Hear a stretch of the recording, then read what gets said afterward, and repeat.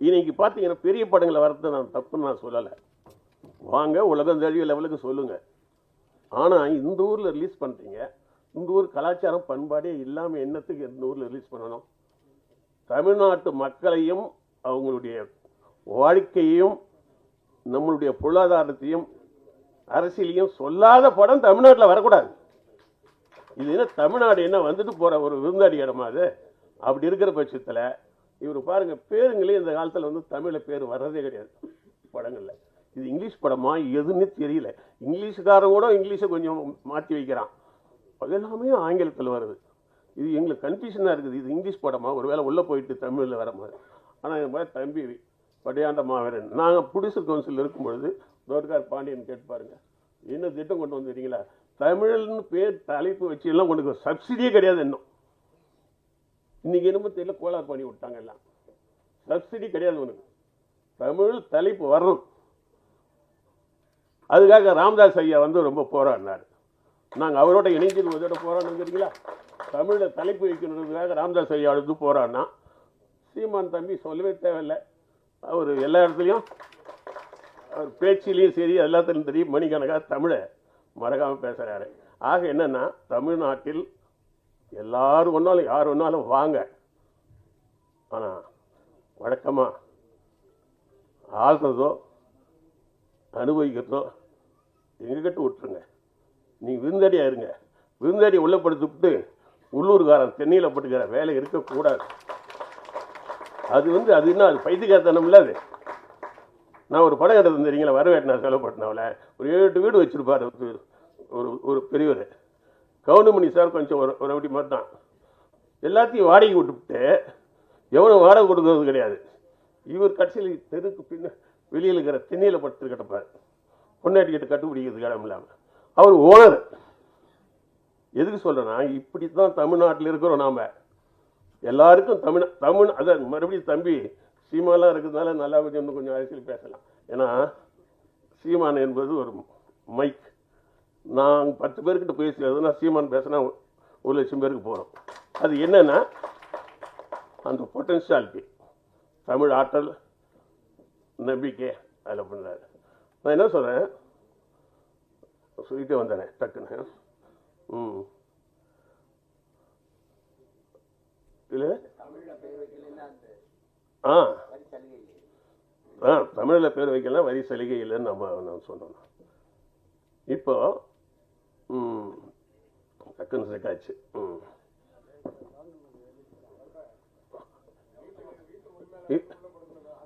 வீட்டு உரிமையாளர்கள் வெளியில் பட்டுக்கணும். இந்த உள்ள படுகிறோன்ற என்ன இருக்கு தெரியுமா?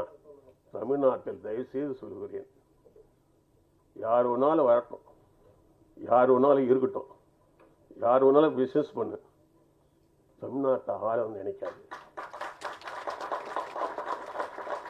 ஒரு தடவை ராமதாஸ் ஐயா வந்து என்னை கூட்டத்துக்கு இங்கே வந்திருக்காங்களே கேளுங்க. ராமதாஸ் ஐயா கூட்டத்துக்கு திருச்சியில் கூப்பிட்டாரு. அங்கே போய் நான் கலந்துக்கிட்டேன். ஒரு கட்சி இது பேர் இது மாதிரி இருக்குது. அவங்க கலந்துக்கும் போது ஒரு மேடையில் தான் பேச வேண்டிய ஒரு கட்டாயம் வந்துச்சு. அதில் என்ன பேசுனா, தமிழர்கள் பற்றிய ஒரு விஷயம்தான். அவர் தமிழர் பற்றி நல்லா பேசினார். ராமதாஸ் ஐயா தான் அவர் தமிழ் உணர்வு உள்ளவர். அப்புறம் மணி ஐயா இருக்காங்களே, அவங்க பேசுனாங்க. நீங்கள் தான் வரவேற்று பேசுகிறீங்க இல்லையா? நான் வந்தேன், நீ நம்ம கட்சிக்கு வாங்கன்னு சொல்லி ஏதோ பக்கத்தில் உட்கார வச்சு சொன்னாங்க. நான் சொன்னேன், இது நீங்கள் பேரே தமிழ் பேர் வைக்கல. நான் தான் சொன்னேன் இல்லையா, நான் பேசும்போது சொன்னேன். நான் பாட்டாளி மக்கள் கட்சினா என்ன ஒரு பாட்டாளி? இந்தி பாட்டாளியா, தெலுங்கு பாட்டாளியா, இல்லை எந்த ஒரு பாட்டாளின்ற? நான் தமிழ் பாட்டாளி கட்சின்னு வைக்க, தமிழர் பாட்டாளி கட்சின்னு வைக்க வேண்டியதானே? இது எல்லாருக்கும் பொது மாதிரி வச்சுட்டீங்க. தமிழர் பாட்டாளியில் இருந்தால் நான் வரேன்னு சொல்லி பேசிட்டு நான் ஏன் கேட்குறேன்னா, நீ எது ஒன்றாலும் எல்லாருக்கும் அப்படி சொல்ல முடியாது. நம்ம தமிழன்ற ஒரு அடையாளம் இல்லைன்னா அப்புறம் என்ன தமிழ்நாட்டில் ஒரு கட்சி? தமிழ்நாட்டில் எனக்கு 10 கிலோ தான். நான் அன்றைக்கி என்ன பேசுகிறேன் தெரியுமா? நீங்கள் வந்து தெற்கு இந்த வட மாவட்டங்களில் பலமாக இருக்கீங்க, தமிழில் பேர் வரும்னு சொல்லிட்டு ரொம்ப போராடுறீங்க. நான் வரவேற்கிறேன். அங்கே ஒரு மாரவாடி வந்துட்டா, யாரும் திருவண்ணாமலையில் ஒரு எம்எல்ஏ மாரவாடி, இங்கே ஏதோ உக்கஞ்சம்துன்னு ஒருத்தன் ஒரு மாரவாடி, எங்கே மதுராந்தகம். இந்த பெல்ட் வந்து நம்ம 1 இயர் பெல்ட்னு இருக்கீங்களே, அவன் 2 பேரும் பெல்ட் எடுத்து அடிச்சிருந்தா ஓடி போயிருப்பான்ல. என்ன பெல்ட்டு? நான் அவர் கேட்டேன், உங்கள் பெல்ட்டில் வந்து 2 மாரவாடி வந்து எம்எல்ஏ ஆகிருக்கிறான், அதை கேட்க முடியல, அப்புறம் என்னத்தை நீங்கள் போய் கேட்க போகிறீங்கன்னு போது ஏம்பா இவனை கூட்டணும் வந்துன்ற மாதிரி ஆகிப்போச்சு அவங்களுக்கு. நான் சொல்ல வரதுன்னா, கொள்கை கோட்பாட்டில் தெளிவாக இருக்கணும். அதாவது சில கொடி வச்சுருப்பான், எந்த கட்சிக்கும் ஜாயின் பண்ணுற மாதிரி சில கொடி, எல்லாருக்கும் ஒத்து போகிற மாதிரி சில துண்டு, எந்த கட்சிக்கு போனாலும் இது நம்ம கட்சிக்கு அந்த மாதிரி சில கலை அப்படி இருக்கக்கூடாது. சொன்னால் உறுதியாக அதில் இருந்தோம்னா என்னைக்கா ஒரு நாளைக்கு ஜெயிப்போம். அப்படிதான் காமராஜர் ஜெயிச்சாரு. காங்கிரஸுக்குள்ளே இருந்து விரல் விட்டாட்டினவர் காமராஜர், புரியுதுங்களா? அவர் காலத்தில் மாதிரிலாம் தமிழ்நாட்டு வளர்ச்சி இல்லை.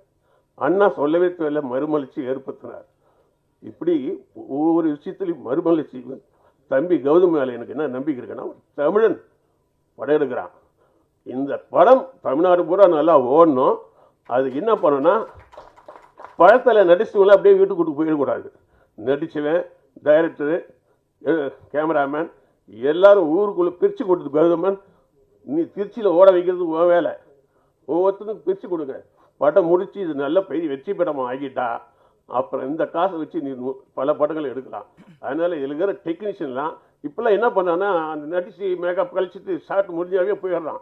அந்த படம் ரிலீஸ் ஆச்சா, அது எத்தனை நாள் ஓடிச்சு, போட்ட பணம் வந்துதான்லாம் கேட்குறது கிடையாது நடிகர். பல பேருக்கு நடித்த படத்துடைய டைமே தெரியாது. இப்போ கூட ஒரு படம் போய் நடிச்சுட்டு வந்தேன், என்ன படம் அப்படின்னு கேட்பான். ஏன்னா காசை வாங்கினீ, உனக்கு என்னட்ட படம்னு தெரியக்கூடாதா? ஒருத்தர் கூட விடாத. இந்த படத்தில் வேலை செய்த அத்தி பெரிய இந்த வீட்டில் இருந்த கிராமத்தில் கொண்டு போய் இதில் ஆட்டு கொடையில் எல்லாத்தையும் அடிப்பானுங்கள பட்டி, அந்த மாதிரி போயிட்டு படம் ஓடி வெளியில் வர வரைக்கும் கூட போய் எல்லாரையும் வச்சு வேலை வாங்க. ஊடக நண்பர்கள் அனைவருக்கும் இனிய மாலை வணக்கம். மேடையில் அமர்ந்திருக்கின்ற V. Sekar sir, Sivasakthi Pandian sir, நீதியரசர் கலையரசன், மரியாதைக்குரிய விகே புரொடக்ஷன்ஸ் தயாரிப்பாளர்கள் அனைவருக்கும், Selva master, Perarasu, Sridhar master, Dinesh, cameraman Gopi, ஏற்கனவே வெற்றி மகேந்திரன் கொஞ்சம் ஒர்க் பண்ணார், அதுக்கப்புறம் படம் பண்ண முடியல, இந்த படத்தில் ஒர்க் பண்ண தம்பி கோபி, எல்லாருக்கும் என்னுடைய மனமார்ந்த வாழ்த்துக்கள். மாறி மாறி எடிட் பண்ண எடிட்டருக்கு என்னுடைய ஒரு சேலஞ்சாக எடுத்துக்கிட்ட எடிட்டருக்கு என்னுடைய வாழ்த்துக்கள். ஒரு பகுதியில் வாழ்ந்து ஒரு அரசியல் கட்சி பின்புலத்தில் தமிழ்நாட்டுக்கு அறிமுகமான ஒரு மனிதனுடைய கதை. அதில் சில கதாபாத்திரங்கள் சில கதையை காட்சியாக சொல்ல முடியாது, ஏதோ ஒரு கேரக்டர் மூலமாக அந்த கதையை நகர்த்திக்கிட்டே போகணும். அது சில டைரக்ஷன் உத்தியில் அது ஒரு விதமான உத்தி. அதை தான் அந்த மாதிரியான ஒரு கதாபாத்திரம் தான் என்னுடைய கதாபாத்திரம்.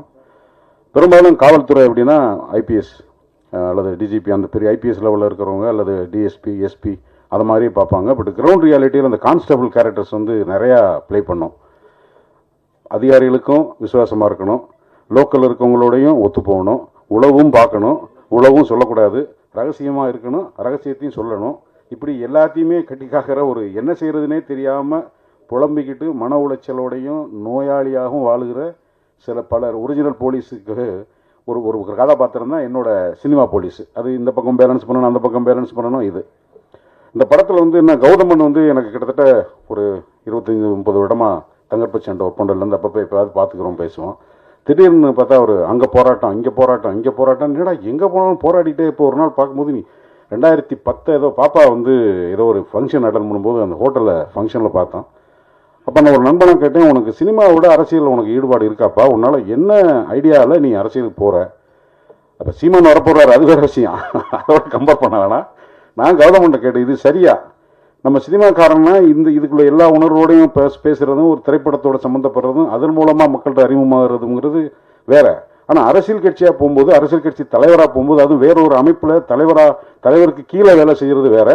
நீயே தலைவனாகி ஒன்றை இயக்கி உனக்கு பின்னாடி ஒரு இளைஞர் கூட்டம் வருது அல்லது பல பொதுமக்கள் வர்றாங்கன்னு இயக்குறது ஒன்று. இது எப்படி உன்னால் கட்டமைக்க முடியுது அப்படின்னா, இல்லை ஒரு முயற்சி பண்ணுறேன் அப்படின்னு. இன்னமும் ஏதாவது ஒரு சீன் சொல்லும்போது பார்த்தீங்கன்னா, அவர் பொல்யூட் ஆகலை அப்படிங்கிறத நான் நம்புறதை எப்படி நம்புறேன்னா, ஏதாவது ஒரு சீன் நல்லா சொன்னார்ன்னு அவர் கையெல்லாம் அப்படி புல்லரிக்கும். அந்த எமோஷன்லேருந்து இன்னமும் அவர் முடுபடலை. பெரும்பாலும் ஒரு அரசியல் அதிகாரம் சார்ந்து உள்ளே போகும்போது ஆட்டோமேட்டிக்காக நம்மளுடைய அந்த உணர்வு தன்மையெல்லாம் குறைஞ்சி ரொம்ப பேலன்ஸ் ஆகி எது நடந்தாலும் வேடிக்கை பார்க்குற மனநிலைக்கு இதை எப்படி கையாளுறதுன்ற ஒரு சூழ்ச்சி அல்லது அதுதான் சரி அப்படிங்கிற ஒரு கட்டம் தான் அரசியல் அப்படின்னு தான் நான் புரிஞ்சு வச்சிருக்கேன். அதுக்குள்ளே ஒரு எப்படி பொருந்துறாருங்கிறது ஒரு கேள்வியாக இருக்கும்போது இந்த படத்தில் திரும்பவும் பொங்கி பொங்கி பொங்கி பொங்கி அப்பா பொங்காத, இதை இப்படி பண்ணலாம் அப்படி பண்ணலாம்னு பேசி பெரும் போராட்டத்துக்கு அப்புறம் இப்போ ப்ரொடியூசர் பேசும்போது தான் தெரியும் சார், ரொம்ப மெச்சூர்டாக பேசுனீங்க சார், ரொம்ப நல்ல அருமையான ஸ்பீச், ரொம்ப மோட்டிவேட்டடாக இருந்தது. ஒரு 1000 பேர் ஃபன் பண்ணுறீங்கிறது சினிமாவுக்கு எதிர்காலத்தில் தயாரிப்பாளர் சிவசி திப்பாண்டியன் சார், வி சேகர் சார்லாம் இந்த சினிமாவில் வந்து பழம்பெரும் தயாரிப்பாளர்கள் பணம் காசு எப்படி பிரட்டுறதுன்றது அவ்வளோ சாதாரணம் இல்லை. ஒரு ஷூட்டிங் முடிச்சு அந்த படமோட ஆடியோ ரிலீஸ் ட்ரெய்லர் ரிலீஸ் வந்து தேட்டருக்கு போகிறதுங்கிறது இன்றைய சூழ்நிலை மிகப்பெரிய சவால். அது பொருளாதார ரீதியாக பல்வேறு சிக்கல்கள் இருக்குது. ஊடகங்களில் வந்து தேட்டர் ரிலீஸ் ஆகி இப்போ வெளியில் வர்றதுக்கு முன்னாடியே படங்களில் வந்து இந்த படம் அது இல்லை அப்படி இப்படின்னு போகும்போது அதையும் தாண்டி சில படங்களை வந்து மக்கள் எதை விரும்பி பார்த்து காப்பாற்றுறாங்க. இந்த படம் அந்த மாதிரி ஒரு எமோஷனலான ஒரு அப்ரோச் உள்ள ஒரு படம். அதில் ஒரு நல்ல கதாபாத்திரம் கொடுத்ததுக்காக கௌதமனுக்கு என்னோட நன்றி. கௌதமனுடைய புதல்வர் எங்கே இருக்காரு? ஐயா, நான் மாயாண்டி குடும்பத்தோடு ஒரு 10 வருஷம் முன்னாடி ஒரு படம் நடித்தேன். அதில் எங்கள் அக்கா மையன் ஒருத்தன் வந்து படிக்க போவான். அவனே ஒரு சின்ன சண்டை சீன் வரும்போது எனக்கு ஒரு டைலாக் எடுத்தார். டேய் ஜாக்கிரதையாருடா, ஊருக்குள்ளே எல்லாரும் இழுத்து விட்டு போயிடுவாங்க, ஒழுங்காக போய் படி அப்படின்னு. அதைத்தான் நான் உனக்கு சொல்ல விரும்புகிறேன். சமீபத்தில் உன்னை பற்றி ஒரு செய்தி வந்தது, எதையா இழுத்து விட்டு போயிடுவாங்க, உன்னுடைய இலக்கு எதுவோ அதில் நீ ஜாக்கிரதையாக இருந்து அச்சீவ் பண்ணணுன்றது படத்தில் நல்லா நடிச்சிருக்க. தனுஷ் படத்தில் இட்லி கடையிலையும் நல்ல கேரக்டர் பண்ணால் ரொம்ப நடித்தோம். ஸோ நல்ல நடிகனாகி நீ வரணும். மற்ற ஏரியாலாம் இப்போ வேண்டாம், உனக்கு சொல்ல வேண்டியது என்னோட கடமை. வாழ்த்துக்கள், எல்லாருக்கும் நன்றி. வணக்கம். படையாண்ட மாவீரா திரைப்பட பாடல்கள் மற்றும் முன்னோட்ட வெளியீட்டிற்கு வந்திருக்கிற நான் பெரிதும் மதிக்கிற அவர்கள் மீது நானும் என் மீது அவர்களும் பேரன்பும் பெரும்பாசமும் கொண்டிருக்கிற எனது மனதுக்கு நெருங்கிய உறவுகள், இந்த மண்ணையும் மக்களையும் நேசிப்பது போலவே ஒரு பக்கம் என் திரைத்துறையையும் என் திரை குடும்பத்தையும் நேசிக்கிற எனது மனதுக்கு பிரியப்பட்ட பேரன்பு கொண்ட மேடையிலேயும் மேடைக்கு கீழேயும் இருக்கிற உங்கள் அனைவருக்கும் எனது மனம் நெகிழ்ந்த நன்றியும் வணக்கமும். இது நான் இயக்கி நடித்திருக்கிற படைப்பு. உண்மையிலே ஒரு படைப்பாளி அவனுடைய படைப்பு தான் பேசணுமே ஒழிய அவன் பேசுவதுங்கிறது கொஞ்சம் கூடுதலான விடயமாக நான் எப்பொழுதும் பார்ப்பேன். ஆனாலும் கூட சில விடயங்களை இங்கே நான் சொல்ல வேண்டியது இருக்கு. இந்த படைப்பு விகே ப்ரொடக்ஷன்ஸ், அதாவது நெய்வேலியில் தொடங்கி என் மீது பெரும் அக்கறை உண்டு. இப்படியே ஓடிக்கிட்டு இருக்கிய வழக்கு வம்பு சண்டை, எந்த மூலையில் எது நடந்தாலும், நீட்டுக்கான போராட்டமா, அனிதா வீட்டில் வழக்கு, காவேரி பிரச்சனையா, கத்திப்பாரா பாலம், மீனவர் பிரச்சனை, ஸ்டெர்லைட் பிரச்சனை, கன்னியாகுமரிக்கு ஓடுறது, ராமேஸ்வரத்துக்கு ஓடுறது, அதுக்கப்புறம் ஓடி அடங்குற நேரத்தில் இல்லை ஓடிக்கிட்டே இருக்கும்போது அல்லது களத்திலே பிடிச்சி தூக்கிட்டு போய் உள்ளே வச்சுறது புழல். இப்படியே இருந்தால் எப்படி? சந்தனக்காடு போல் ஒரு படைப்பு எடுத்துட்டு இப்படி போய் எப்பப்போ முடங்கிறதுங்கிறது சரியானதல்ல அப்படின்னு என் மேலே அக்கறை கொண்டு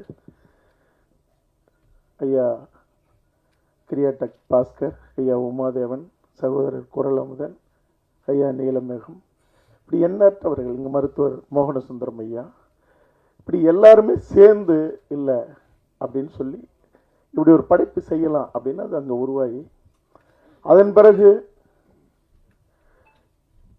ஒரு கட்டத்தில் நிற்கும்போது, ஏன்னா மகிழ்ச்சி படம் எடுக்கும்போது என்னுடைய பேரன்பிற்குரிய சகோதரர், என் வாழ்க்கையில் மிக முக்கியமான ஆளுமைகள் தான் இங்கே இருக்காங்க, தயாரிப்பாளர் மணிவண்ணன் அவர்கள். இந்த நேரத்தில் இந்த இடத்துல உட்கார்ந்துருக்கும்போது இந்த படைப்பு செஞ்சோம், இந்த படைப்பு நீங்கள் எல்லாரும் பார்த்தீங்க, உங்களுக்கெல்லாம் ஒரு பெரிய சிலிர்ப்பை முன்னோட்டமும் பாடல்களும் ஏற்படுத்தியிருக்குங்கிறதுல எனக்கு எந்த சந்தேகமும் இல்லை.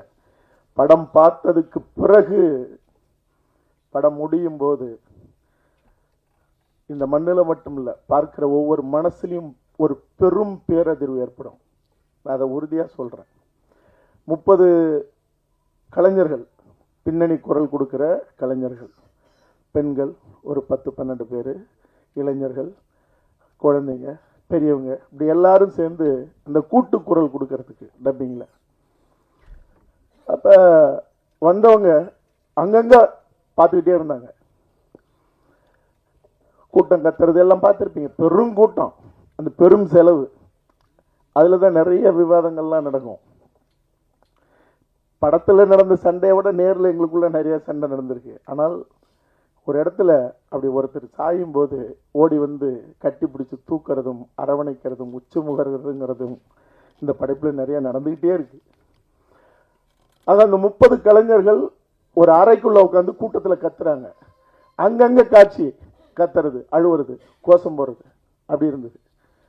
ஒரு கட்டம் நெருங்க நெருங்க காலையில் 9 மணிக்கு ஆரம்பித்து மாலை 6 மணிக்குள்ளே முடிக்கணுன்றது திட்டம். ஆனால் அது 7-8ன்னு அப்படி தாண்டி போகுது, அடுத்த கால் ஷீட்டுக்கு போகுது.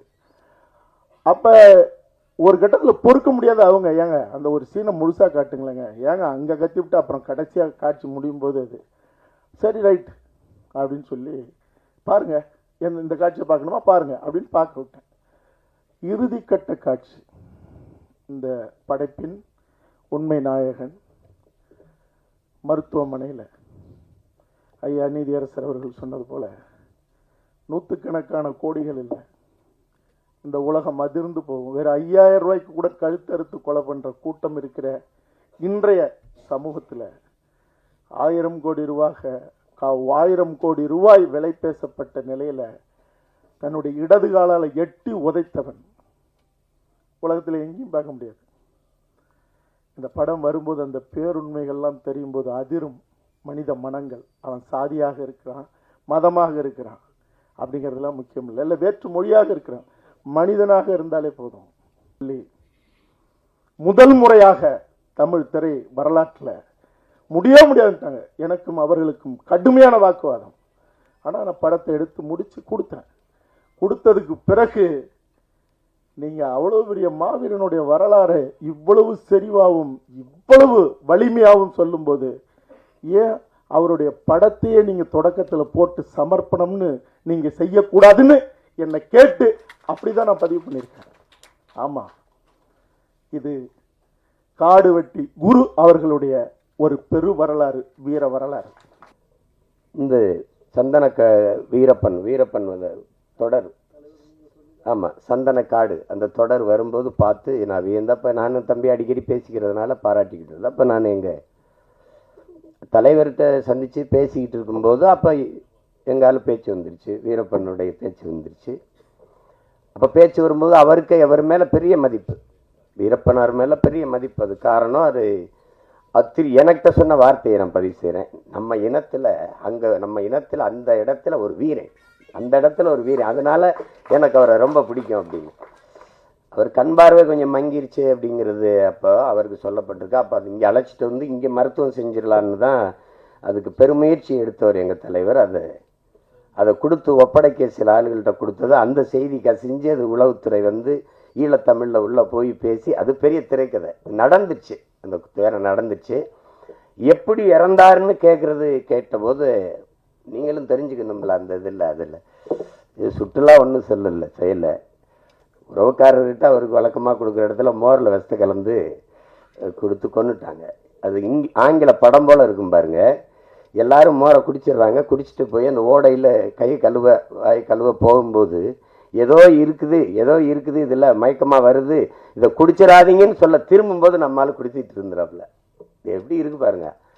இறந்து 2 நாள் கழித்து ஒரு ஆடு மேய்க்கிற சிறுவனை அனுப்பி பார்த்துட்டு செத்துட்டாருன்னு உறுதி செஞ்சுட்டு போனதுக்கு பிறகு மீசையெல்லாம் வெட்டி வண்டியில் ஏற்றி ஆட்டு ரத்தத்தை தெளித்து சுட்டு நாடக குழுவுக்கு இது ஒன்றும் புதுசு இல்லையே அப்படி சொல்லப்பட்டதான். அப்போ அது சொன்னவொன்னே சொன்னேன், நான் நினச்சேன் கிட்ட நெருங்கி இருக்க முடியாது, இல்லைன்னா இப்படி தான் கொண்டிருக்க முடியும்னு சொல்லிட்டு சொன்னாங்க. அப்புறம் அந்த அப்பப்போ நேரம் கிடைக்கும்போது கொஞ்சம் நேரம் அந்த தொடரை பார்க்குறேன், மறுபடி முழுசாக பார்க்க முடியும்போது அப்போ தான் நான் தம்பி கௌதமனே என் தலைவருக்கு சொல்லி தம்பி தான் அதை எடுத்திருக்கிறார் அப்படின்னா, அப்போ முழுமையாக பார்க்கறதுக்காக நான் வந்து என்னுடைய அன்பு சகோதரன் என்னுடைய ரத்தம் வேல்முருகன் அவர்கிட்ட பேசி தம்பிக்கிட்ட பேசி அந்த மொத்த தொடரையும் வாங்கி பெட்டியில் வச்சு அப்புறம் அனுப்பி வச்சேன் தலைவருக்கு.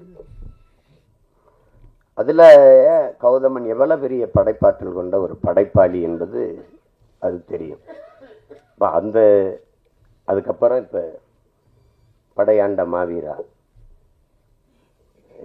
கண்ணன் அவர்கள் சொன்னது மாதிரி என் மேலே தனிப்பட்ட அன்பு கொண்ட என் அண்ணன் காடுவெட்டி குரு அவர்கள், எங்கள் 2 பேரையும், நான் ஒரு திசை அவர் ஒரு திசை, நாங்கள் அவர் இந்த வடபக்கம் நாங்கள் தென்பக்கத்தில் இருந்த பிள்ளைகள், ஆனால் 2 பேரை இணைத்தது எங்கள் தமிழ், அந்த இன உணர்வு, மான உணர்வு, எல்லாவற்றுக்கும் மேலாக உலகத்தமிழ் பேரினத்தை இணைக்கிற பெரும் காந்தமாக இருக்கிற எங்கள் தலைவன் பிரபாகரன். 2 பேர் தான் எங்களை இணைச்சது. இப்போ நம்ம அவரை மாவீரர் என்று போற்றி கொண்டிருக்கிறோம். அவர் சொல்றாரு, உலக தமிழனுக்கு ஒரே ஒரு தலைவன் தாண்டா, அது என் தலைவன் பிரபாகரன் தான் பேசுறது இருக்கு. நான் கூட என்னுடைய தனிப்பட பதிவில். அப்போ நாங்கள் எப்போ பார்த்தாலும் நாங்கள் பொங்கு தமிழில் சந்திப்போம். எங்கள் ஐயா அது அறக்கட்டில் இருக்குது, அந்த தியாகராய நகரில், அங்கே தான் நாங்கள் எல்லாம் சந்தித்து பழக்கம். எங்கள் ஐயா என் மேலே வச்சுருந்த அன்புக்கு ஒரே ஒரு சான்று சார், எங்கள் ஐயா மருத்துவர். பெரிய பெரிய அப்போ நான் கட்சி ஆரம்பிக்கலாம், நான் திரைப்பட இயக்குனர் தானே, சட்டமன்ற உறுப்பினர்கள் தலைவர்கள்லாம் பார்க்க வந்திருப்பாங்க. நானும் ஒரு ஓரத்தில் உட்காந்துருப்பேன். ஐயா வர சொல்லிட்டாங்க பார்க்கணுன்ட்டு. நேராக வருவாங்க, வாங்க அப்படின்னு என் கையை பிடிச்சி உள்ள கூட்டிகிட்டு போயிடுவாங்க. இருக்கிற எல்லாருக்கும் ஒரு வியப்பாக இருக்குது, இவன் யார் அந்த பையனை பிடிச்சி கூட்டிகிட்டு போகிறாங்க.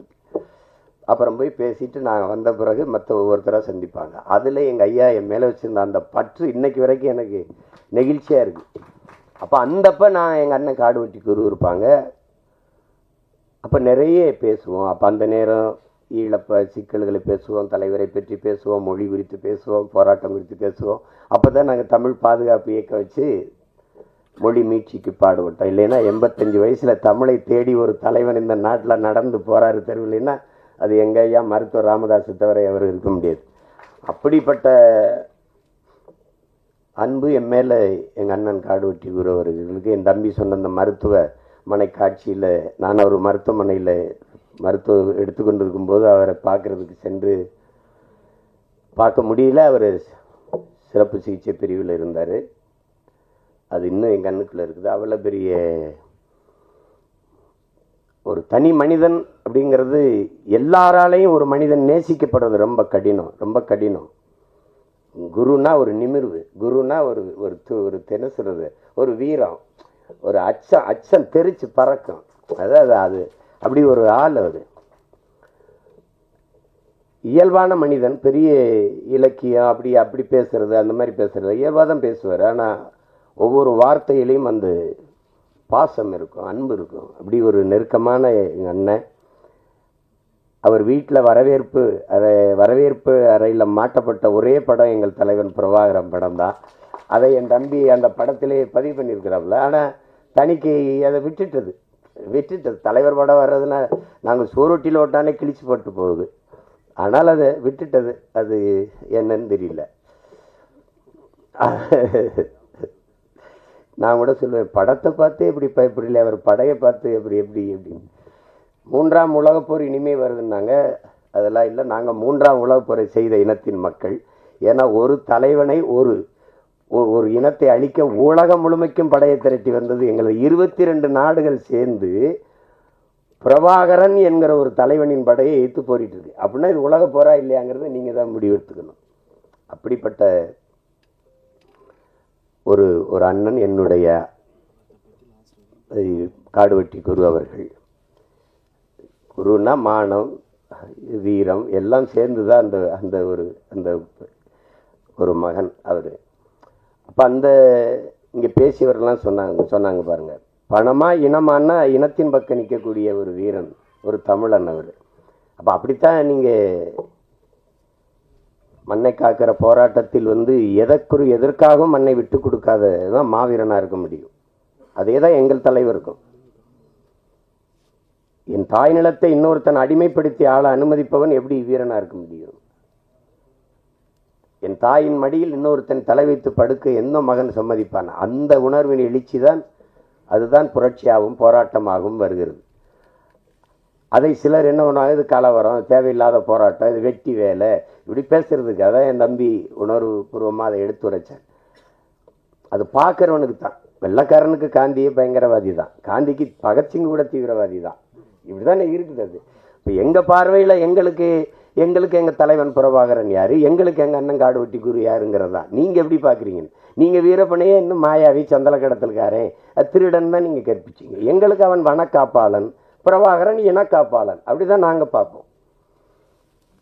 அப்போ அதுதான் நாங்கள் எழுப்புகிற கேள்விக்கு இங்கே எவரிடத்தில் பதில் இருந்தது? சந்தன கடத்தல் வீரப்பன். சரி, கடத்தினார். என்ன பண்ணார்? சந்தனக்கட்டை வெட்டி வித்தார். யானைகளை கொன்று தந்தங்களை கடத்தி வித்தார். வித்தவர் காட்டுகள் இருந்தார். வாங்கினவன் எங்கிருந்தான்? வித்தவனையே பல 100 கோடி செலவழிச்சு பல ஆயிரம் காவல்துறை படைகளை அனுப்பி தேடி போனீர்களே, வாங்கின ஒருத்தனை கூட கைது செய்யலையே. என்ன பதில் இல்லை? ஏன்னா வாங்கினேன் போகிறோம் அதிகாரத்தில் இருந்தான். அப்போ அந்த எங்கள் பக்கம் இருக்கிற நியாயங்களையும் எடுத்து பேசணும் இல்லையா? அதுதான் இந்த படையாண்ட மாவீரா பேசுது. அப்போ அதுக்காக இவ்வளவு நேரம் இதில் பெரிய பாராட்டுக்குரியது, இந்த மேடையில் இவ்வளவு நேரம் பொறுமையாக இருக்கிற பெருமக்கள், அரங்கை நிறைத்து அமர்ந்திருக்கிற என் அன்பு சொந்தங்கள், உங்களுக்கு தான். இவ்வளவு நேரம் பசி நேரம் தாண்டி உறங்குற நேரத்து வரைக்கும் உணர்வோடு உட்கார்ந்து இருக்கிற உங்கள் ஒவ்வொருத்தருக்கும் என்னுடைய அன்பும் வாழ்த்துக்களும்.